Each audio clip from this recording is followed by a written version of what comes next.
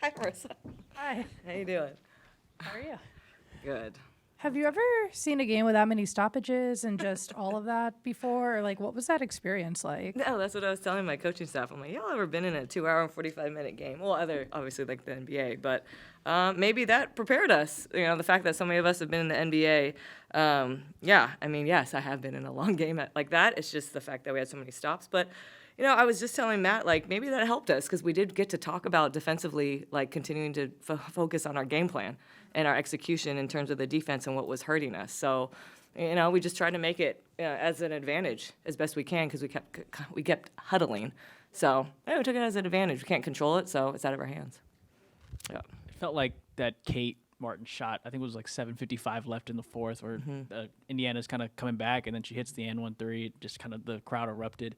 How big was that shot, and how did that catapult you guys to kind of just pull away there? Yeah, just huge momentum plays. Kate is kind of notorious for momentum plays because a lot of times if we get an offensive rebound, they kind of search for her because they know, like, Kate is an amazing shooter, and we always want to get the ball to, we talk about it like a higher percentage three-point shooters.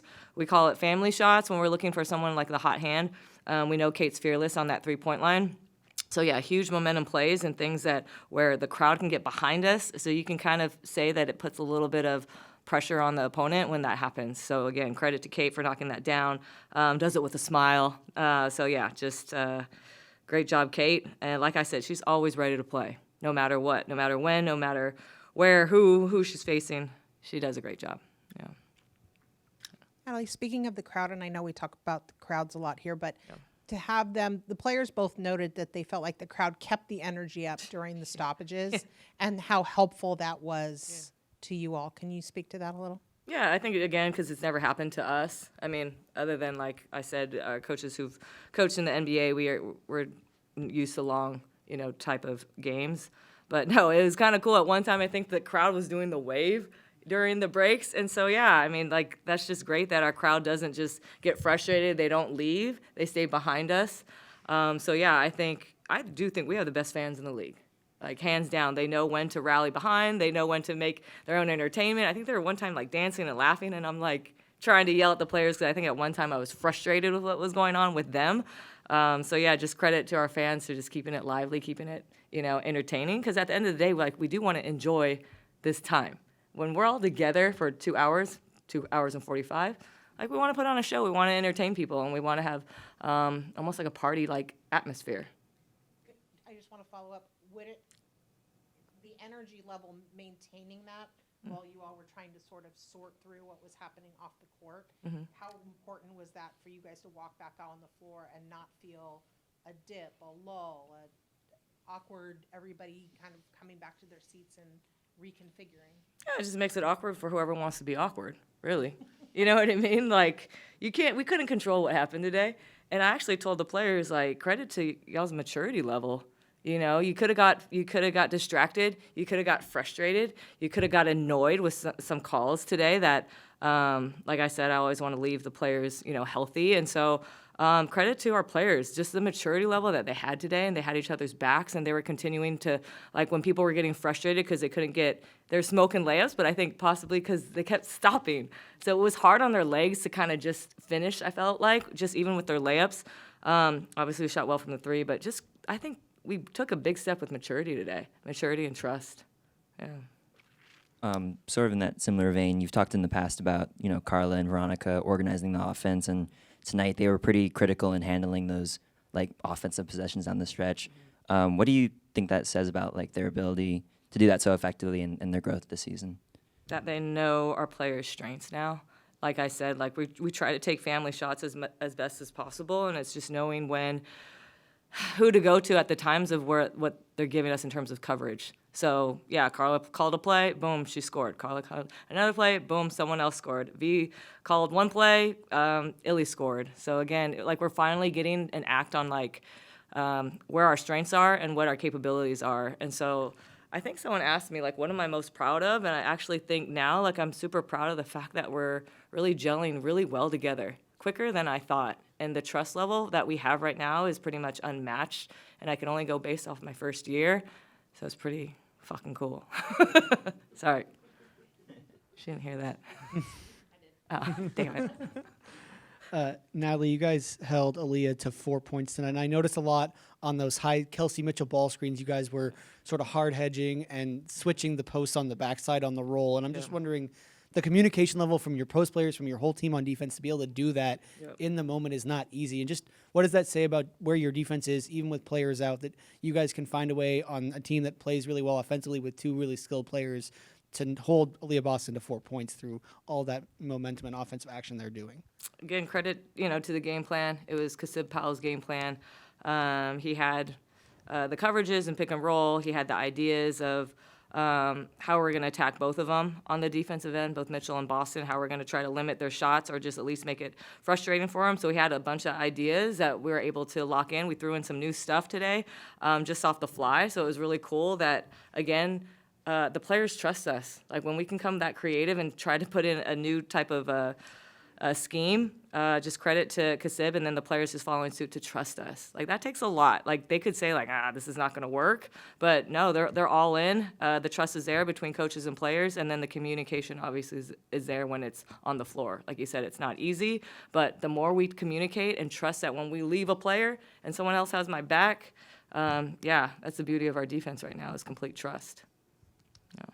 I was about to ask you who did the scout, but Kasib Powell. for sure. And then I guess you're talking about sort of the creativity of the coaching staff. Do you feel like that's something that's evolved over the course of the season, like being even more flexible or willing to incorporate new ideas off the cuff, as you said? Yeah, I mean, we have to because we're playing these teams 3 or 4 times, and so we can't keep giving them the same, coverage, especially when they've changed their identity too. Without Caitlin Clark, like Kelsey Mitchell has come to life 10 times fold. I mean, talk about tough coverage. She is fast, and that was something we weren't used to.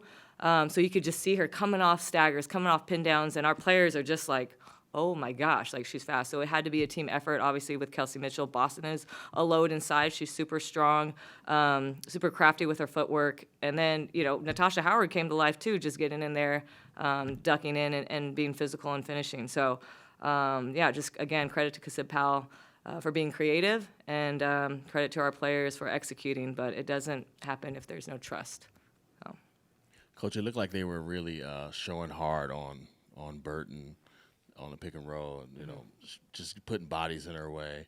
You gave her a long rest. I was curious. You started the fourth with the 3 guards. Was it tough to wait for that rotation, because that clearly kind of loosened things up? But you got 3 ball handlers on the court, because it seemed like it was tough to get some offense going in the third. It was tough when they kept calling fouls on us.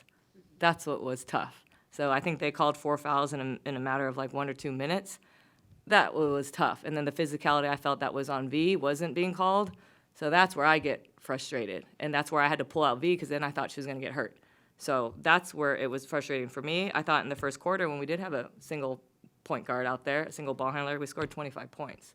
So I think the physicality on their end ramped up. I thought it did on ours, but the calls were just I was getting a little confused with what was allowed physically and what wasn't allowed. So that's where I was frustrated. But no, we don't wait on it. We just kind of see how they're playing us. You know what I mean? And credit to V, like she gets hit on everything because, again, she rebounds too. She switches. She does so many things on both ends. It's like, and I just think, she's unfazed. But I think finally she got exhausted, and I didn't want her to get hurt, so that's why I pulled her out.